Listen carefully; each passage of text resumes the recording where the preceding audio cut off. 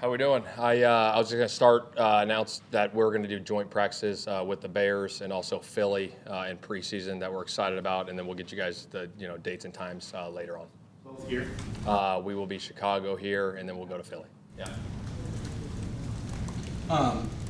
What went into the decision to go to Philly? This is the first time. Chap, you'd have to help me out on this. But when was the last time the Colts went somewhere else to do joints? Tennessee, I don't know. It's been a while. I think competing, especially in training camp, I think it breaks camp up for players, to go compete against another opponent. Obviously you have these long days in practice, in training camp, but just to go compete another opponent in practice is a good breakup for camp. And then obviously going to Philly, we're playing there in the preseason, so we're going to do them there. With that preseason schedule, the Saturday, Thursday, is that a little odd having like that 5-day break in terms of preseason? Yeah, it's a little unique, but you kind of treat it like the season a little bit, you know what I mean? So we're going to be smart with the schedule there and the players and taking care of them before we go to Philly. Is it just going to Philly?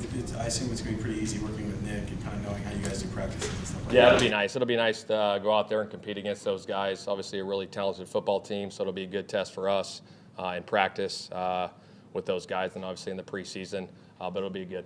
Shane, what do you think of the QBs today? It looked like Gardner took a few more starting reps, and then Anthony had that nice 2-minute drill then. Yeah, I think just the way the reps were broke up, we had the, whatever the team drill where they split it up there, and then we had the 7-on-7 where they split it up, and then Gardner went with the ones in that 2-minute, and then we just did 2 groups, and then Anthony took the 2s there in the 2-minute, but really pleased with where both those guys are at right now. It's so early in camp, or not camp, but off season, but what do you see in a 2-minute? What are you looking to see?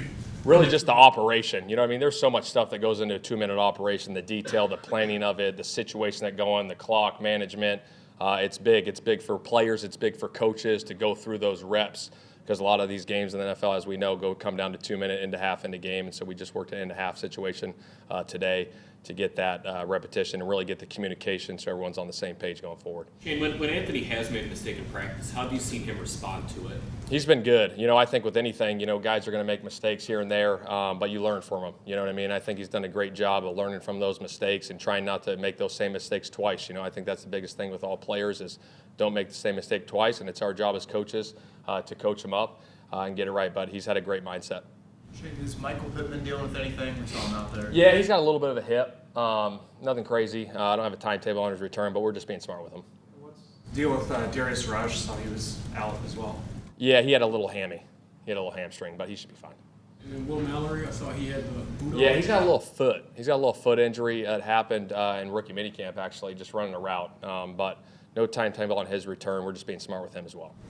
Have you seen the pads up there for 7-on-7? It looks like some other drills. Yeah. Are you just trying to add competition to every bit of practice? Yeah, it's really trying to create that pocket, you know what I mean, for the quarterback especially, feeling like there's a little rush coming at you, so you got bodies in front of you, so it's not just a clear picture all the time, because obviously when you're playing 11-on-11, you're going to have bodies in front of you, so we're just trying to create that atmosphere for the quarterback.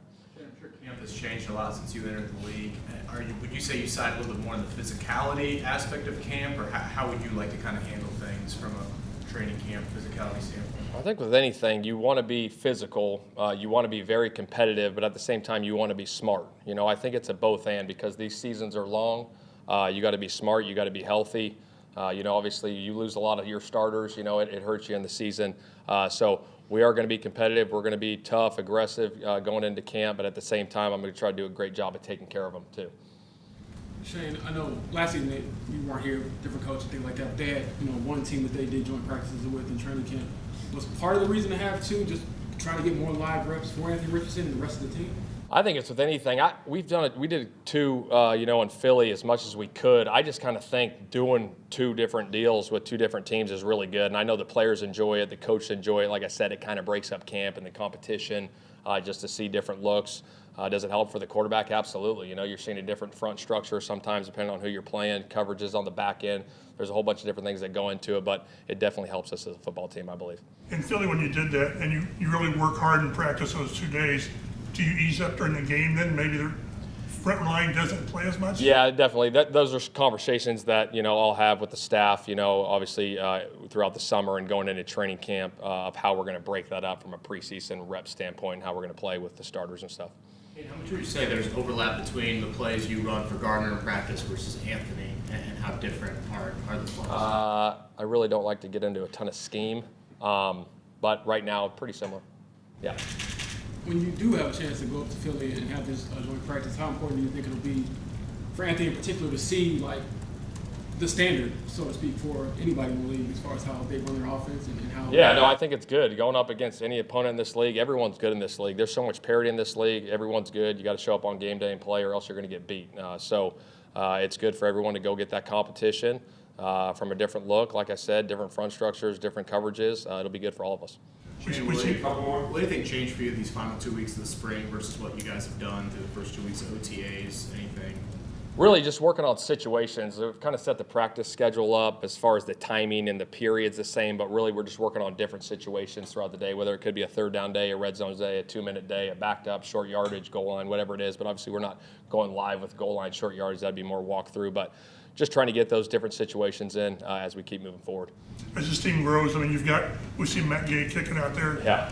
And then you've got Rigo who's coming back, and he's been one of the best punters in the league. Is it kind of reassuring to know that you should have a pretty good special teams group? Yeah, there's no doubt about that. Obviously, when you got an elite kicker like Matt is, it makes you feel really comfortable as a coach going for field goals in tight situations.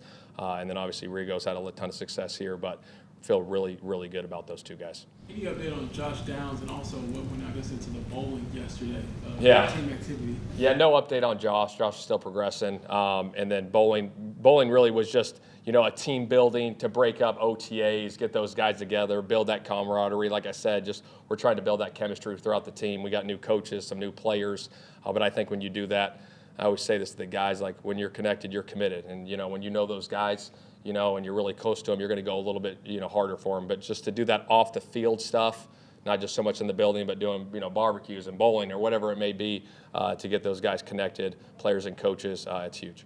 You said you beat him the last time you played when he came on a visit. Did you beat him again yesterday? Well, we were playing on different teams. But, yeah, we had fun competition when he came on his draft visit. What's that? I said there's a score up there. You always know, like. Yeah, I don't think I saw a score, actually. There were so many guys. I was on the far end. He was on another end. We broke up the teams. But he's a good bowler. There's a few good bowlers on this team.